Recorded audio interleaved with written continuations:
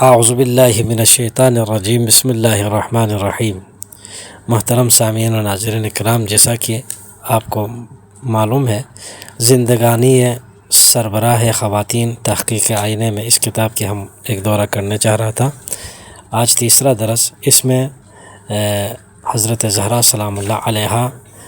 کے حسب و نسب کے حوالے سے چند باتیں آپ کی خدمت میں عرض کرنا ہے۔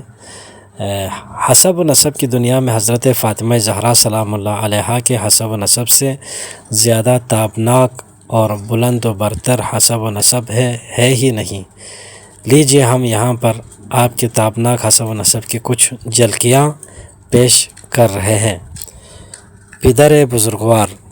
حضرت فاطمہ زہرا سلام اللہ علیہا کے بابا سرور کائنات، سربراہ انسانیت، رسول خدا حضرت محمد مصطفیٰ صلی اللہ علیہ وآلہ وسلم ہیں، جنہوں نے افکار و انوار کے سارے آفاق فتح کر لیے اور جنہوں نے ایسی ثقافت و تہذیب کی بنیاد ڈالی جس نے خرافات و سیاحت کے سمندروں میں غرق اور وسیع و عریض حیران کن وادیوں میں بھٹکتے انسانوں کو بچا لیا۔ آپ اللہ کے خزانوں میں سے خزانہ ہے اور بندوں کے لیے عطیہ الہی ہے، جو انہیں کتاب و حکمت کی تعلیم اور ان کے نفوس کو پاک و پاکیزہ بناتے تھے۔ اگرچہ وہ لوگ آپ کی آمد سے پہلے جاہلوں میں سے تھے اور جاہلیت میں غرق تھے، نبی اعظم صلی اللہ علیہ وسلم نے تاریخ بشریت کو بدل کر رکھ دیا۔ وہ بشر، وہ انسان جو کہ جاہلیت کے تاریکیوں میں سزا بھگت رہا تھا، جو رسوم جاہلیت کی پیروی کرتے کرتے ٹوٹ چکا تھا، جس جاہلیت کے رسوم و رواج نے انسان کی حیات کو مضطرب اور اس کی زندگانی میں ہلچل مچا رکھی تھی، جہاں قوی کمزوروں سے لڑ رہے تھے اور ان کے مال و اسباب کو لوٹ رہے تھے،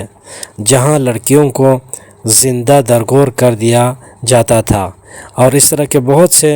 گنونے عملوں اور کردار پر فخر بھی کیا جا رہا تھا، اور ان کا مقولہ مشہور تھا،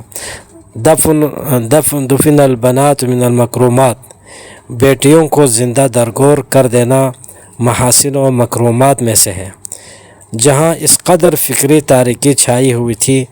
کہ سنگ و صنم تراش کر خود ہی اس کی پوجا کیا کر رہے تھے، اور حیات عطا کرنے والے خالق کائنات رب العزت کو چھوڑ کر بتوں کو اپنا پروردگار تسلیم کر کے ان کی پرستش کی جا رہی تھی۔ جی ہاں،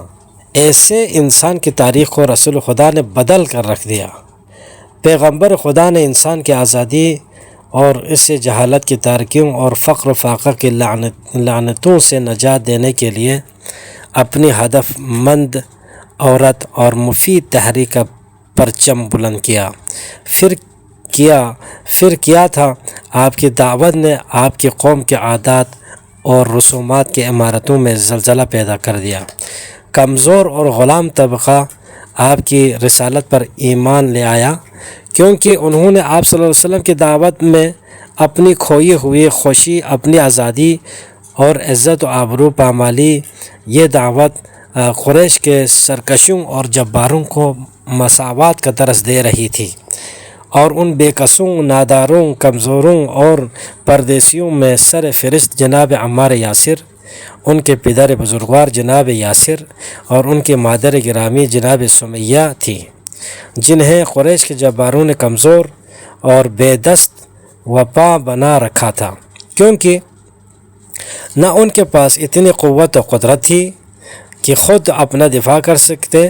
اور نہ ہی کوئی قوم و قبیلہ تھا جس کی پناہ لیتے۔ اس لیے قریش نے مجبوری اور کمزوری کا فائدہ اٹھاتے ہوئے ان بیچاروں پر طرح طرح کے دردناک عذاب کے پہاڑ توڑ ڈالے، جس کے نتیجے میں جناب یاسر اور جناب سمیہ شکنجوں اور دردناک سزاؤں کی تاب نہ لا کر شہید ہو گئے۔ بہرحال رسول اسلام صلی اللہ علیہ وسلم نے قریش کی سزاؤں اور ان کے شکنجوں اور ان کے دباؤ کو نظر میں نہ لا کر اپنے پروردگار کے پیغام اور اپنی رسالت کا پرچم لہرایا، اور ان کی حمایت و نصرت آپ کے چاچا سردار بطحا مومن قریش جناب ابو طالب نے کی، اور جناب ابو طالب دعوت اسلام کی نشر و اشاعت کے راہ میں نبی مکرم کے مضبوط پناہ گاہ بن گئے۔ حقیقت تو یہ ہے کہ اگر جناب ابو طالب نہ ہوتے تو قریش جناب رسول خدا صلی اللہ علیہ وآلہ وسلم کے لیے سایہ بھی باقی نہ رہنے دیتے، اور آپ کی دعوت کے چراغ حق کو گہوارہ ہی میں بجھا دیتے۔ لیکن جناب ابو طالب علیہ السلام سمجھ بوجھ کر اسلام لائے، اور آپ نے یقین کے ساتھ دین اسلام کو گلے سے لگایا اور اس کے راہ میں سب سے بڑا جہاد کیا۔ سب سے بڑا جہاد ممکن نہیں ہے۔ جناب ابو طالب نے فرمایا کہ وَلَقَدْ عَلِمْتُ بِأَنَّ دِينَ مُحَمَّدٍ مِّن خَيْرِ أَدْيَانِ الْبَرِيَّةِ دِينًا، مجھے قطع و یقین حاصل ہو چکا ہے کہ روئے زمین کے تمام ادیان و مذاہب میں سب سے بہتر دین محمد مصطفیٰ کا دین ہے۔ اور جناب ابو طالب علیہ السلام جناب رسول خدا صلی اللہ علیہ وآلہ وسلم کی حمایت و نصرت کا اعلان کرتے ہوئے فرماتے ہیں واللہ لن یصلوا الیک بمجمعہم حتی اسد فی التراب دفینا، خدا کی قسم جب تک میں خاک کے نیچے دفن نہیں کر دیا جاتا تب تک یہ لوگ کفار قریش یعنی اپنی پوری طاقت کے ساتھ بھی تمہارا یعنی محمد کا کچھ نہیں بگاڑ سکتے۔ اسلام کی راہ میں جہاد کرنے کے مسئلے میں جناب ابو طالب علیہ السلام کے فرزند ارجمند حضرت امیر المؤمنین علی بن ابی طالب بھی اپنے پدر بزرگوار ابو طالب سے پیچھے نہیں رہے۔ آپ نے بچپن سے جوانی اور جوانی سے ضعیفی تک رسول خدا کی حمایت و نصرت میں اپنی حیات قربان کر دی۔ اسلام کے اقدار اور اس کے اہداف کے دفاع اور دشمنان رسول و اسلام سے برسر پیکار رہنے میں جو نمایاں اور تابناک کردار ادا فرمایا ہے، اس کے بارے میں آپ اسی کتاب کے آئندہ بحثوں میں چند نمونے ملاحظہ فرمائیں گے۔ بہرحال حضرت فاطمہ زہرا سلام اللہ علیہا کا حسب و نسب اس قدر باشرف و افتخار اور سربلند و بالا ہے کہ یہی کہنا کافی ہے کہ آپ رسول خدا کے لخت جگر ان کی پیاری بیٹی ہے، اور آپ کو پیغمبر کے نزدیک عظیم ترین منزلت حاصل ہے، جبکہ آپ رسول خدا کے پورے وجود میں اور دل و دماغ میں اس قدر محبت و شفقت حاصل کیے ہوئے ہیں کہ آپ کو حضرت صلی اللہ علیہ وسلم کی تمام اولاد منہ بولی بیٹیوں اور وفات پا جانے والی بیٹیوں میں سب سے زیادہ عزیز و مکرم قرار پائی۔ اور ہم آئندہ کے بحثوں میں جناب فاطمہ زہرا کے ان بعض مواقف و کردار پر روشنی ڈالیں گے جو آپ نے اپنے پدر عالی مقام کی دعوت اسلام کی نشر و اشاعت میں اپنایا اور دین اسلام کی ترویج میں نمایاں کردار ادا فرمایا۔ مادر گرامی حضرت فاطمہ زہرا سلام اللہ علیہا کی مادر گرامی جناب خدیجہ طاہرہ بنت خولید علیہ السلام ہے، جو زمانہ جاہلیت میں قریش کی سیدۃ النساء یعنی تمام خواتین کے سردار اور زمانہ اسلام میں تمام مؤمنین کی ماں ہے۔ خاندانی شرف اور درینہ بزرگواری کی مالکہ ہے، اور آپ کا تابناک شجرہ نسب جناب رسول خدا سے حضرت قصا سے جا کر ملتا ہے، جو رسول اسلام کے چوتھے جد بزرگوار تھے اور حضرت خدیجہ کے تیسرے جد تھے، اور پھر ان دونوں بزرگواروں کا سلسلہ نسب خلیل خدا شیخ الانبیاء حضرت ابراہیم علیہ السلام پر منتہی ہوتا ہے۔ قریش میں کوئی خاتون شرف و بزرگواری اور عظمت و جلالت میں آپ کے مانند نہیں تھی۔ آپ ہی عظیم انقلاب اسلامی کی پہلی چنگاری ثابت ہوئی، جس نے نور کے مشعلوں کو بلند اور شرک و الحاد کے ٹھکانوں اور قلعوں کو مسمار کر ڈالا۔ اس کریم النفس بی بی کے حالات زندگانی کا مختصر گوشہ پیش کیا جا رہا ہے، جس نے اسلام میں بہت بلند و مقام منزلت حاصل کی اور روئے زمین پر خلق خدا میں سب سے برتر و بہتر خاتون حضرت زہرا اطہر دختر پیغمبر کی ماں اور نبی اکرم کے دو سبط امامین حسنین علیہم السلام کی، جن میں سب نسل رسول کا انحصار ہے، کی نانی ہونے کا شرف حاصل ہے۔ ثروت مند ترین خاتون، یہ بات مسلم ہے کہ قریش کے تمام تاجروں میں کوئی بھی حضرت خدیجہ کی طرح مالدار اور ثروت مند نہیں تھا۔ راویوں کا کہنا ہے تجار قریش آپ کے اموال سے تجارت کیا کرتے تھے اور دوسرے ملکوں کا جیسے شام وغیرہ کا سفر کرتے تھے، وہاں اپنے ساتھ لائی چیزوں کو فروخت کرتے تھے اور وہاں کے اشیاء جیسے کپڑے اور کھانے جو اہل مکہ کی ضروریات زندگی ہوتی خرید کر لاتے اور بیچتے تھے، اور اسی طرح جناب خدیجہ کی ثروت و دولت بہت بڑھ گئی تھی اور آپ بے پناہ مالدار ہو گئی تھی۔ مال خدیجہ اور نبی کی تجارت۔ پیغمبر خدا نے اپنے بے حد شفیق اور محبوب چاچا حضرت ابو طالب علیہ السلام کے سامنے جناب خدیجہ علیہ السلام کے اموال سے تجارت کرنے کی رغبت ظاہر فرمائی تو جناب ابو طالب نے تسلیم کر لیا۔ واقعی روایت کرتے ہیں کہ جناب ابو طالب نے اموال خدیجہ سے تجارت کرنے کی تجویز پیغمبر اسلام کے سامنے یہ کہتے ہوئے رکھی تھی کہ اے میرے بھتیجے، میرے پاس تو مال و دولت اور تجارت کے لیے سرمایہ نہیں ہے، وقت و حالات چند برسوں سے ہم پر تنگ ہو گئے ہیں، یہ آپ کی قوم والے تجارت کرنے کے لیے شام کا سفر کرنے والے ہیں، اور جناب خدیجہ بہت سے لوگوں کو اپنے اموال عطا کرتی ہے اور لوگ ان کے مال سے تجارت کرتے ہیں اور منافع بھی کماتے ہیں۔ اگر آپ ان کے پاس جائیں تو مجھے یقین ہے کہ وہ آپ کو دوسروں پر فوقیت دیں گے، کیونکہ انہیں آپ کی صداقت و امانت داری اور پاکیزہ نفسی کا علم ہو چکا ہے، اگرچہ میں خود آپ کے سفر شام کو ناپسند کرتا ہوں اور مجھے یہودیوں سے آپ کی ذات کے حوالے سے خطرہ محسوس ہوتا ہے، اور مجھے خبر ملی ہے کہ جناب خدیجہ نے فلاں شخص کو کام کے لیے اجیر کیا ہے، مجھے آپ کے لیے خدیجہ کی طرف سے اس شخص کے مانند اجیر بننا پسند نہیں ہے، آپ کہیں تو میں خدیجہ سے اس سلسلے میں گفتگو کروں۔ جناب رسول خدا نے یہ کہتے ہوئے تجویز تسلیم کر لی، اے چچا جیسا آپ پسند فرمائے۔ اس کا حوالہ عیون الاثر ہے، جلد نمبر 1 صفحہ نمبر 57، اور تاریخ الامم الملوک تبری جلد نمبر 2 صفحہ نمبر 126 میں ہے۔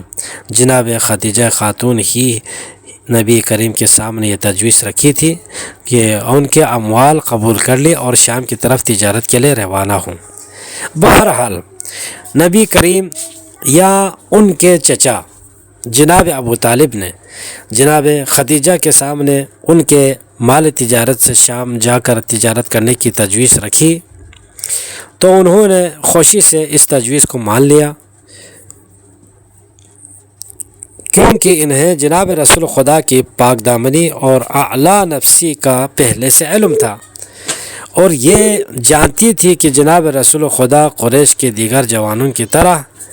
لہو و لعب اور پستی و پلیدی میں ملوث نہیں رہتے، بلکہ اخلاق و کردار، امانت داری اور ہوشیاری، کمال سوجھ بوجھ میں اپنے زمانے کے تمام جوانوں پر فوقیت و برتری رکھتے ہیں۔ جناب خدیجہ نے اموال عطا کیے اور اپنے غلام میسرہ کو ساتھ کر لیا۔ جناب رسول پیغمبر خدا مال لے کر روانہ ہوئے۔ اس کے دو حصے کیے، ایک حصہ سے شام کے اندر موجود بعض چیزوں کو خریدا اور اس قدر آپ نے منافع کمایا کہ تجار خدیجہ میں سے کسی ایک نے بھی اتنا منافع نہیں کمایا تھا۔ میسرہ تجارت پیغمبر کے دوران رسول خدا کے حالات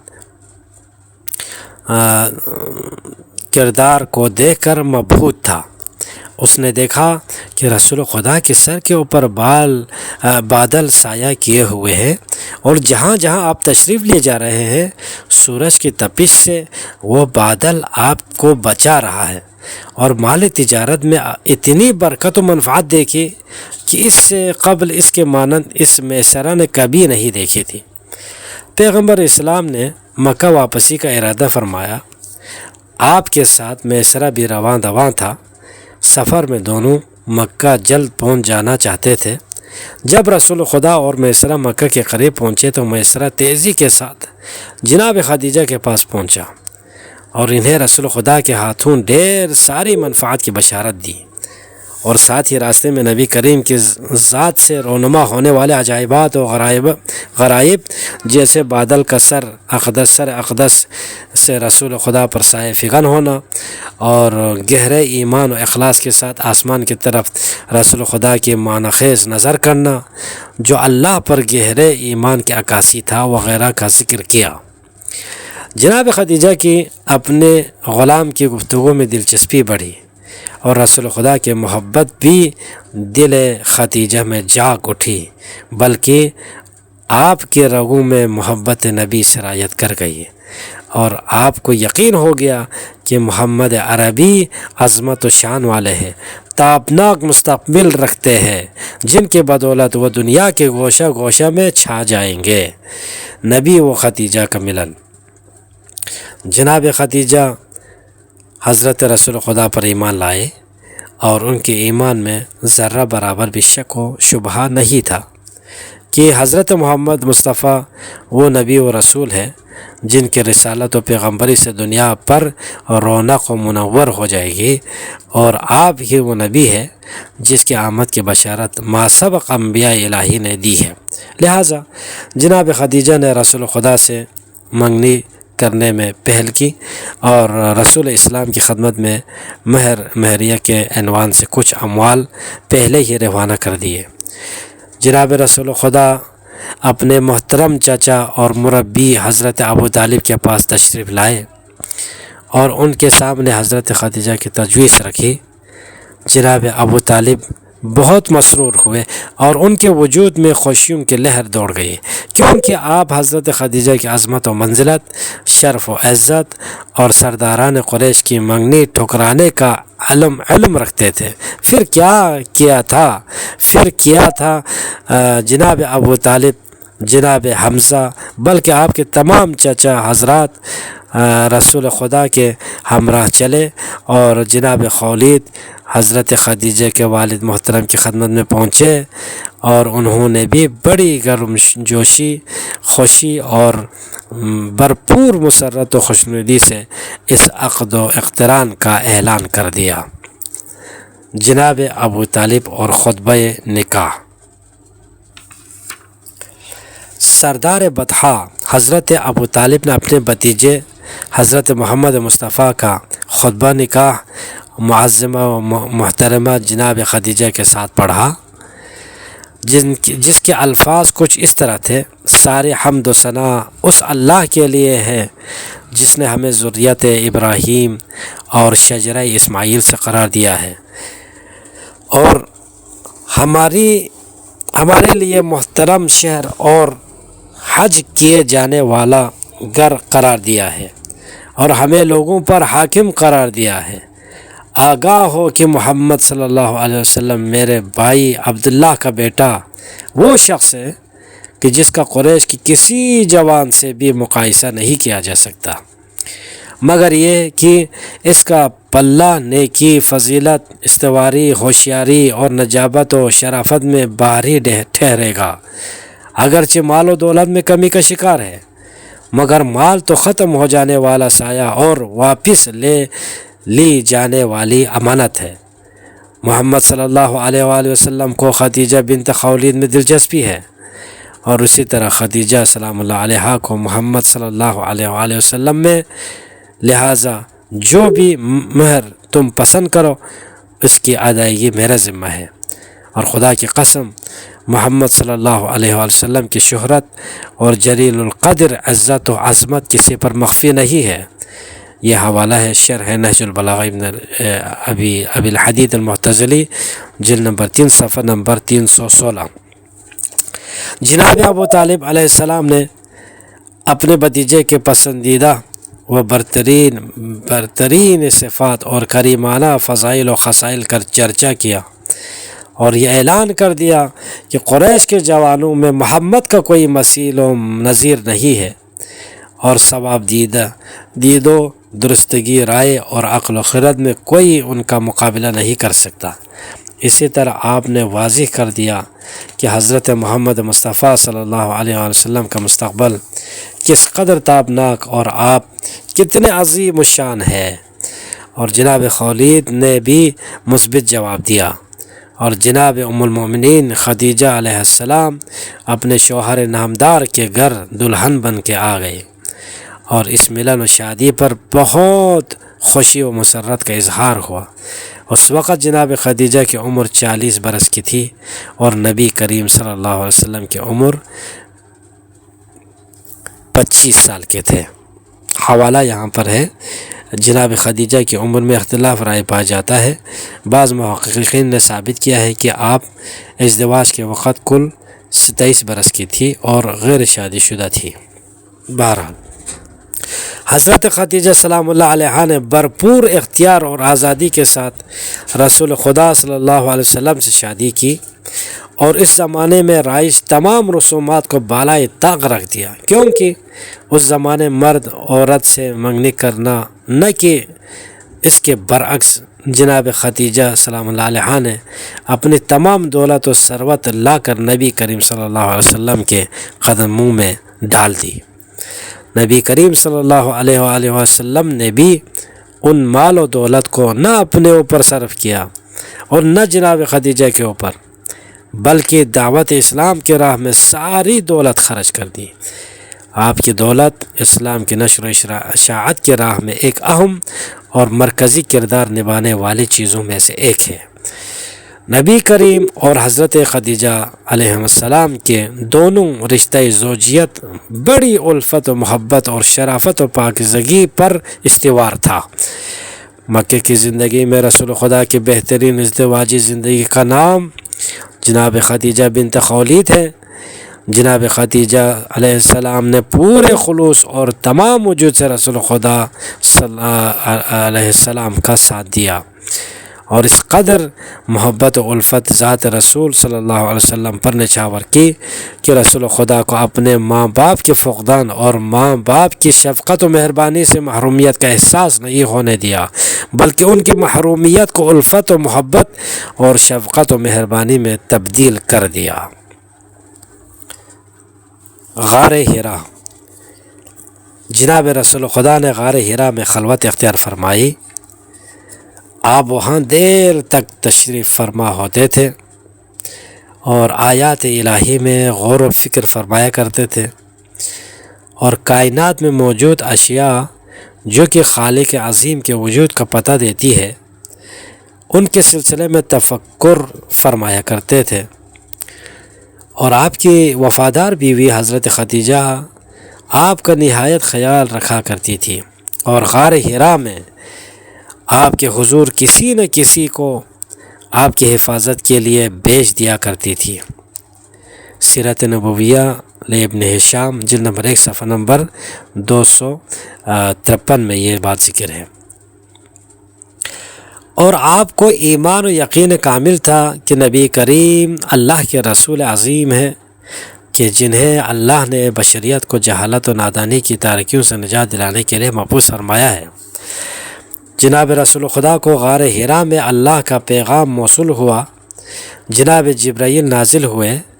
اور آپ کو نبوت کی بشارت دی،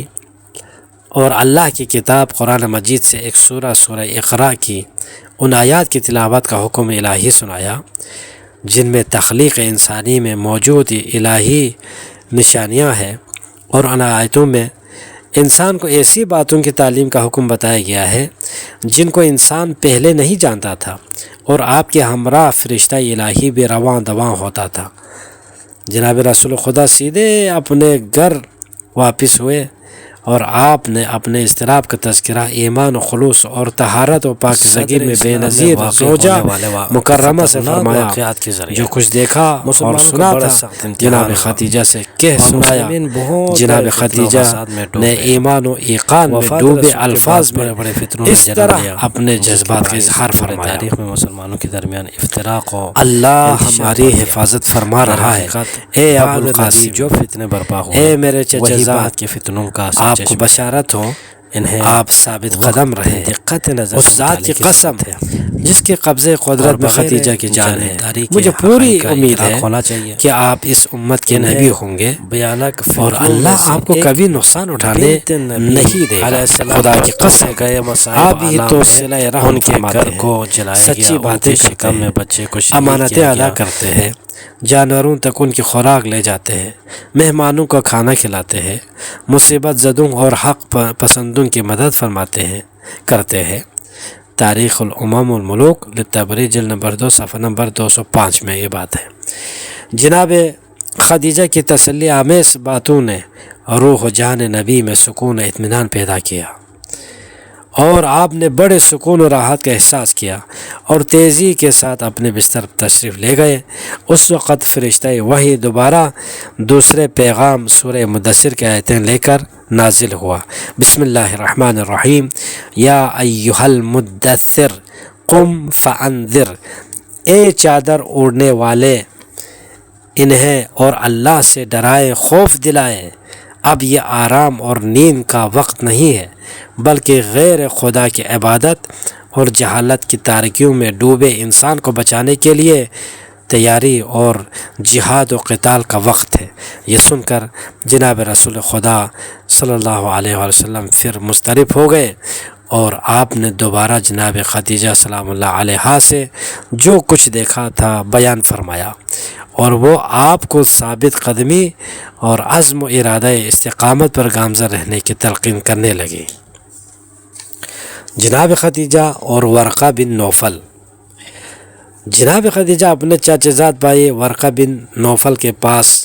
تشریف لے گئی۔ وہ پڑھے لکھے اور تورات و انجیل اور دیگر علماء اور پادریوں کی پیشن گوئیوں سے باخبر انسان تھے۔ انہیں جناب خدیجہ کی باتیں سن کر بے حد خوشی ہوئی اور ایمان و شہامت برے لہجے میں بول اٹھے، قدوس قدوس، پاک و پاکیزہ ہے خداوند، اس ذات کی قسم جس کے دست قدرت میں ورقہ کی جان ہے۔ اے خدیجہ، اگر تمہیں میرے بات پر اعتبار ہے تو یہ جان لو کہ ان کے پاس ناموں سے اکبر فرشتہ وحی آ چکا ہے جو حضرت موسیٰ حضرت عیسیٰ کے پاس آتا تھا اور وہ اس امت کے نبی ہے۔ آپ ان سے جا کر کہہ دیں کہ ثابت قدم رہے۔ جناب خدیجہ تیزی کے ساتھ نبی اکرم صلی اللہ علیہ وسلم کی خدمت میں پہنچے اور انہیں ورقہ کی بشارت سے آگاہ کیا۔ جناب رسول خدا کو اس سے خوشی و مسرت ہوئی اور جناب خدیجہ کو مزید اعتماد و اطمینان حاصل ہو گیا۔ جناب خدیجہ اور مولا علیہ السلام کا ایمان انشاءاللہ ہم کل پڑھیں گے۔ والحمدللہ رب العالمین۔ اللہم صلی علی محمد و آل محمد۔